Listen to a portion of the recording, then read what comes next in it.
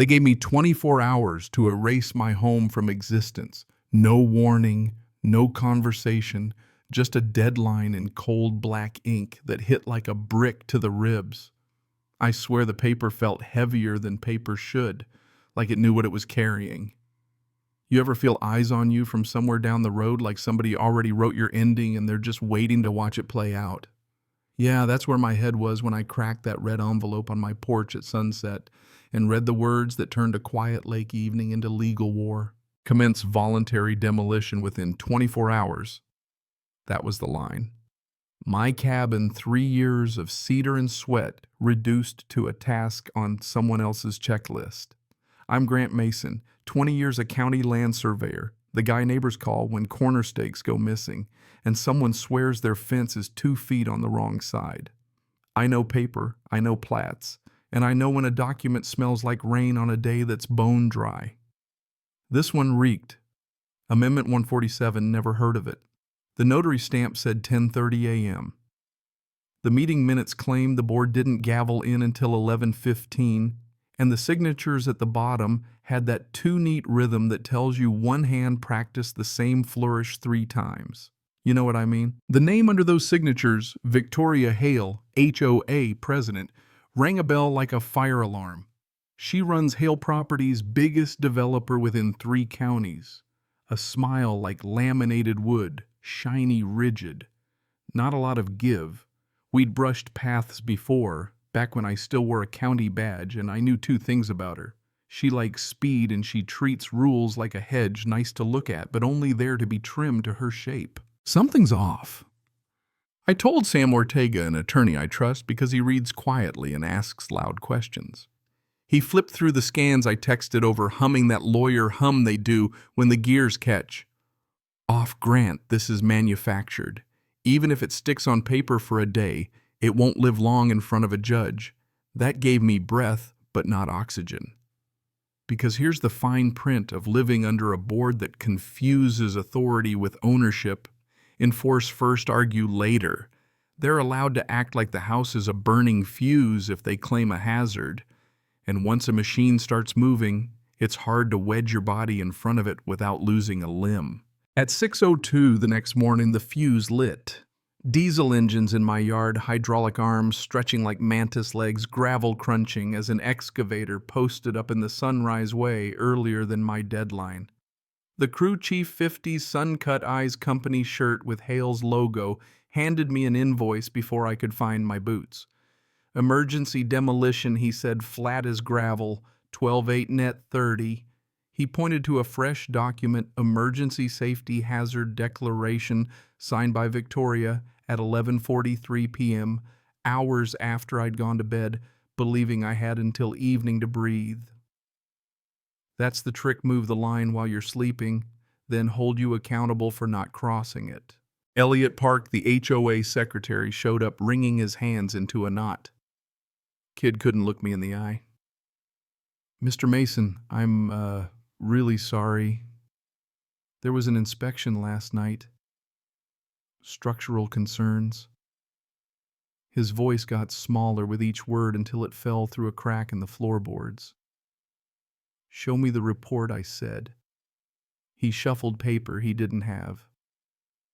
The excavator's bucket kissed my porch rail with that hollow, inevitable thud, and then the world fell into a storm of splinters. I've watched tree lines come down. I've been there when a crew takes a barn clean and respectful board by board. This wasn't that. This was a fast shove. 3 years of weekends, each nail a choice, each cut measured against the grain, gone in 20 minutes. My coffee mug burst like a small bomb when the kitchen wall went, and for a second I wasn't angry, I was empty. Then the rage arrived, the way storms do. In late summer heat, turns to lightning, lightning turns to rain, and suddenly you're ankle deep in water and can't remember when it started. By noon I had rubble, an $18 $400 bill including cleanup and administrative fees, and one more detail that had my surveyor instincts buzzing. Elliot muttered, "This was the 3rd emergency demolition this year." 3rd. Pattern is a word that makes lawyers hungry and crooks nervous. I drove to a cheap hotel, turned the room into a war table, and started pulling thread, County records, HOA minutes, contractor invoices, environmental filings, the wall filled up like a homicide board in a TV show I never thought I'd be in. The first break, a bankruptcy auction from 2 summers back. Lakeview Development original developer went belly up, and the developer control rights for our subdivision were auctioned off. Who bought them for 50 grand hail properties? Translation, while she sat in the HOA president's chair, Victoria also owned the offstage lever that steers future construction design approvals, even the tempo of emergencies, conflict of interest so loud it had its own echo. Estimated current value of those rights, about $2.4 million. A smart buy if you're playing the long game and ruthless if you're playing it from both sides of the table. Then came the part that made me laugh out loud in a hotel with thin walls. Satellite imagery showed Victoria's mansion sticking 15 feet into a protected wetland buffer. The woman who bulldozed my place for standards, built into a zone where the map is outlined in red ink and the state prints the warnings in bold. You couldn't write irony sharper if you tried. I brought it all to the community meeting Victoria called to make me the villain. The room was packed neighbors who'd watched my cabin die and folks who came for the spectacle. She opened with the usual safety values, disruptive former resident, the kind of phrases that smooth over dents if you don't tap them. Then I plugged in a projector and let the slides talk the notary timestamp up against the meeting start time. The control rights deed with her company's name. The invoices that ping-ponged from HOA to Hale Properties every time an emergency appeared. You could feel the oxygen change. Someone asked about her buffer violation. She said it was irrelevant. I dropped the satellite image. 15 feet into the red. The whispers turned to voices. That's when her attorney stood up with a restraining order like it was a silver bullet. It wasn't. It just made people mad. The next weeks were a grind. Victoria played the press like a piano, painting me as the angry ex-bureaucrat who couldn't let it go. My money bled hotel bills, filing fees, the kind of slow leaks you don't see until the floor sags. I'll be honest, I looked at my accounts and felt that cold breath on the back of my neck that says, maybe let it go, Grant. Then my phone rang in a parking garage at dusk. Mr. Mason, it's Elliot. His voice had shed the tremble and picked up steel. I can't meet because of the order, but I have something. He handed me a flash drive between parked cars that smelled like wet concrete and motor oil, and he told me what I'd been hoping and dreading to hear. Victoria had been staging documents for 2 years, backdating minutes, pre-signing amendments, coordinating with demolition crews before votes. He had recordings, emails, spreadsheets calculating profits from emergency assessments weeks before the emergencies appeared. And one more nail, the subdivision's stormwater license had expired 6 months earlier. The state had been trying to schedule compliance inspections, and Victoria kept stalling. No valid environmental license means no new approvals, no legal emergency assessments, no business as usual. And there's this obscure clause one I remembered from a dusty binder that allows emergency transfer of developer control rights to a certified environmental professional if compliance is lapsed and risk is present. Let me back up a sec. 20 years in county work buys you 2 things, a stomach for paperwork and the kind of Rolodex that still answers your calls. I filed for an emergency environmental consultant license Friday morning, got provisional approval by end of day, and by the following week, Sam walked into court with Elliot's files and a map of every corner Victoria cut. The judge dissolved the restraining order like it was tissue in a rainstorm. Then we triggered the clause.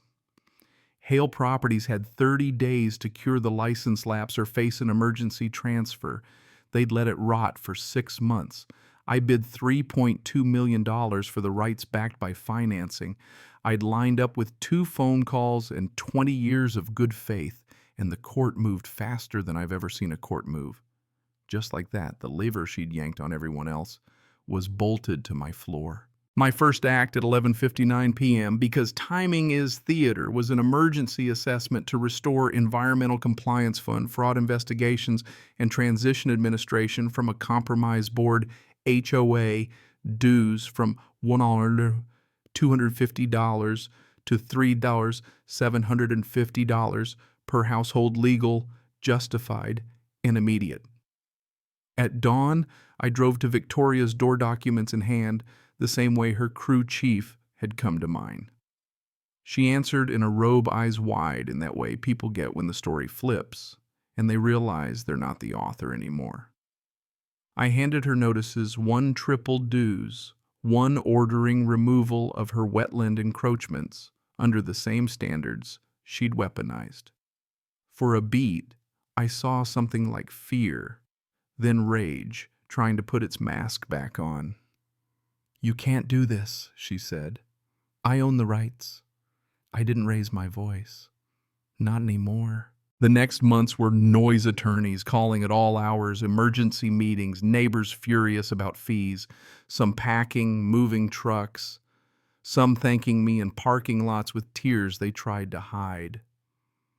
Property values dipped hard, 40% by one estimate, and that sounds catastrophic until you realize the old numbers were helium balloons tied to Victoria's wrist. 37 families left. The ones who stayed rolled up sleeves and rebuilt a real association, transparency audits, the boring good stuff that keeps power honest. Hale properties collapsed without the HOA pipeline. Bankruptcy filings stacked up. The state yanked real estate licenses and opened environmental cases that don't end with fines, they end with judges. We filled the community center again 6 months to the day after the bulldozer crushed my mug. Elliot, clean-shaven, steady, elected president by neighbors who finally saw him, ran the meeting. Victoria read a statement as part of her plea. Conflicts of interest, procedural violations, harm to families, words that tasted like cardboard but still counted when the clerk wrote them down. A vote followed, offer me the option to purchase the control rights at fair market value and hold them only long enough to build guardrails, then hand the wheel back to the people. 97 yes, 0 no, 15 abstained because they no longer lived here. That felt right. Power that stays too long curdles.